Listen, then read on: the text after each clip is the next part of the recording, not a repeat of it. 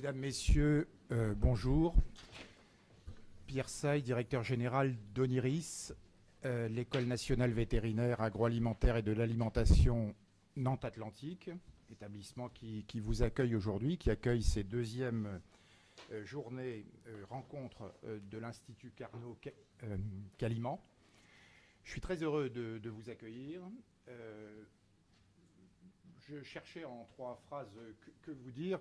Je veux simplement dire que si nous accueillons ces rencontres, ça n'est évidemment pas seulement parce que l'amphithéâtre est sympathique, qu'il y a de la verdure et qu'il fait chaud. C'est aussi parce que Oniris, avec tous ses partenaires de site, et notamment ce partenaire historique et intime qu'est l'INRA, se positionne comme un acteur qui cherche à jouer un rôle utile sur les questions de santé et d'alimentation. Alors, jouer un rôle utile, ça veut dire aller au-delà de ces simples missions de base évidentes, celle de former des professionnels de haut niveau capables de faire face aux enjeux internationaux en matière de santé et d'alimentation. C'est aussi pour notre établissement essayer de servir de point d'appui pour contribuer aux politiques publiques dans ce domaine de l'alimentation. Et au-delà des politiques publiques, enfin au-delà ou à côté, évidemment en lien avec la filière économique de ce domaine de l'alimentation et de l'agroalimentaire. C'est vraiment notre devoir, face au malaise actuel d'un certain nombre de filières économiques françaises, et notamment celles qui nous concernent aujourd'hui, que tous les acteurs se mobilisent ensemble, en partenariat. C'est ce que fait l'Institut Carnot, et c'est ce que modestement Oniris essaye de faire avec l'INRA sur cette politique de site, soutenue par la région des Pays de la Loire et par Nantes Métropole, au travers notamment de l'association Cap Aliment. Donc tous les acteurs concernés par cette politique ambitieuse d'appui aux politiques publiques, d'appui aux filières économiques sont représentés aujourd'hui, et c'est très bien, ça montre la mobilisation collective au service des grands enjeux nationaux. Alors Oniris fait tout cela, essaye de faire tout cela, en 2 mots vraiment, grâce à ces hommes et à ces femmes, ces enseignants-chercheurs, ces chercheurs. 2 d'entre eux seront représentés aujourd'hui dans les exposés qui vont avoir lieu, le professeur Lebaille et le professeur Prost. Je ne sais pas s'ils sont là, mais ils arriveront sûrement, intervenant sur des sujets importants où notre établissement a une place de choix qu'elle revendique sur les questions de procédés, en association avec l'Université de Nantes au travers du GEPEA, dont le directeur est ici aussi, Jacques Legrand.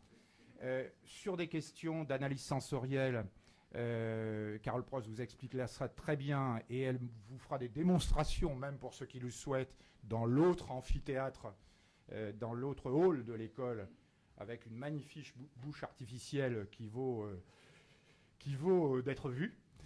Voilà, donc les hommes et les femmes et leurs techniques. Oniris dispose d'outils comme une grande halle technologique, comme un laboratoire national de référence en matière d'alimentation, des programmes de recherche ambitieux avec des industriels. Donc bref, notre établissement est mobilisé avec toutes ses forces sur ces enjeux nationaux et territoriaux au service aussi du développement économique et de l'emploi.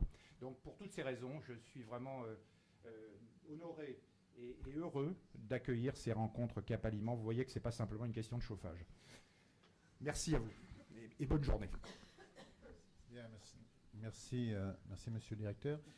Donc, je suis Dominique Tremblay, conseiller régional délégué à l'alimentation et à l'agriculture de la région des Pays de la Loire. J'ai le plaisir de représenter le président Jacques Auxiette. Donc, merci Madame Catherine Esnouf d'avoir organisé ces rencontres Caliment à Nantes, et parce que nous avons des ambitions, région des Pays de la Loire, sur cette question. Juste quelques mots, et je voudrais tout particulièrement, naturellement, vous saluer toutes et tous pour votre venue dans notre région, et puis je salue particulièrement, excusez-moi, les acteurs que nous avons aussi l'habitude de côtoyer en région sur cette question. Juste quelques mots pour vous rappeler la question de l'urgence et des défis à relever. Nous sommes une grande région agricole avec la Bretagne, sur laquelle je salue les acteurs bretons. Nous avons des relations de travail, nous avons des relations de construction de ce qu'on appelle l'écosystème agricole, agroalimentaire. Et nous avons des ambitions parce que des défis importants sont à relever.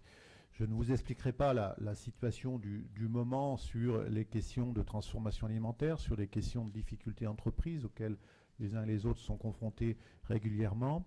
Bien évidemment, je ne vous expliquerai pas dans le détail la difficulté parfois des maintiens des potentiels de production en agriculture. On le voit bien sur certaines productions. Et nous avons sur ce sujet véritablement des postures nouvelles à adopter.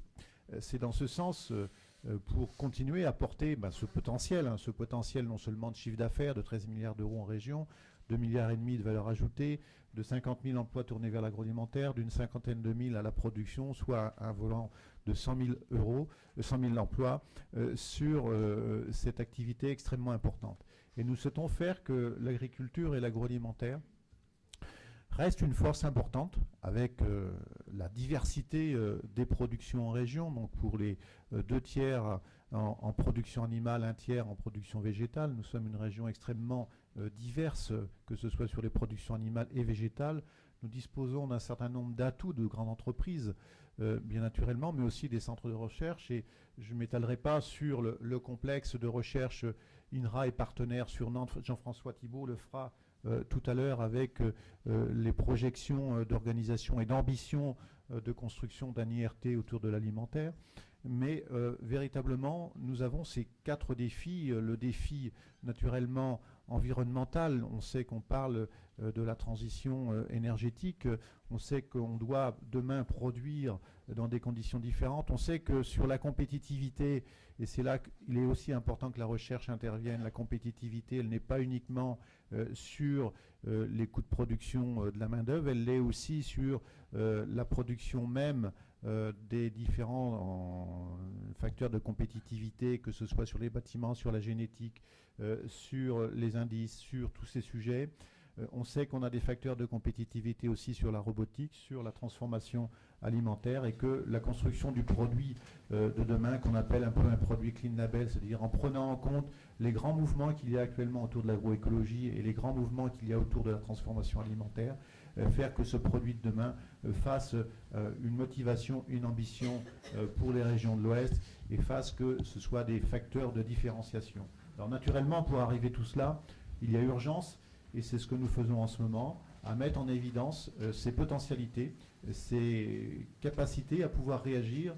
Et je ne citerai pas un certain nombre de projets de recherche ou quelques-uns que nous conduisons en ce moment, que nous estimons être aussi des investissements d'avenir, même s'ils n'ont pas été retenus dans les investissements d'avenir. Je citerai le projet Profit, sur lequel je crois quelques personnes vont revenir.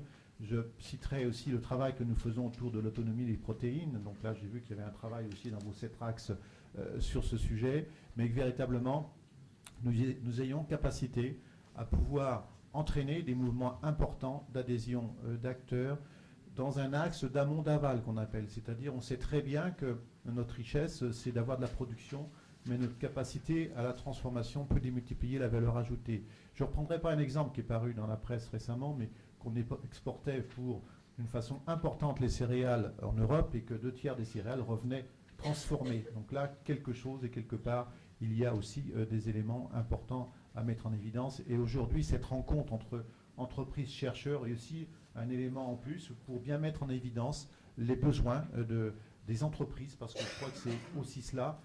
Les entreprises sont confrontées au marché, les entreprises sont confrontées au changement des habitudes alimentaires, et bien naturellement, la question de la recherche et la construction de l'écosystème et des partenariats, ça a été développé. Et je suis très heureux que cette rencontre aujourd'hui se tienne dans les locaux d'Oniris, avec ses compétences associées à d'autres acteurs, et que ces éléments-là puissent continuer à faire que l'ambition des régions, la région des Pays de la Loire, l'ambition des régions de l'Est, puisse se construire autour de cette idée forte que nous avons sur le marché mondial, sur le marché européen, sur le marché national, auquel nous contribuons d'une façon importante, des différenciations importantes, et une qualité qui est maintenant reconnue, et reconnue parce que certains acteurs étrangers viennent même acheter les entreprises en région pour pas uniquement faire de la valeur ajoutée, mais aussi pour emporter le produit fini avec sa sécurité, nutrition, santé et traçabilité, ce qui fait aussi notre force. Donc bien évidemment, il faut aussi conserver cet atout-là, mais aussi en garder la propriété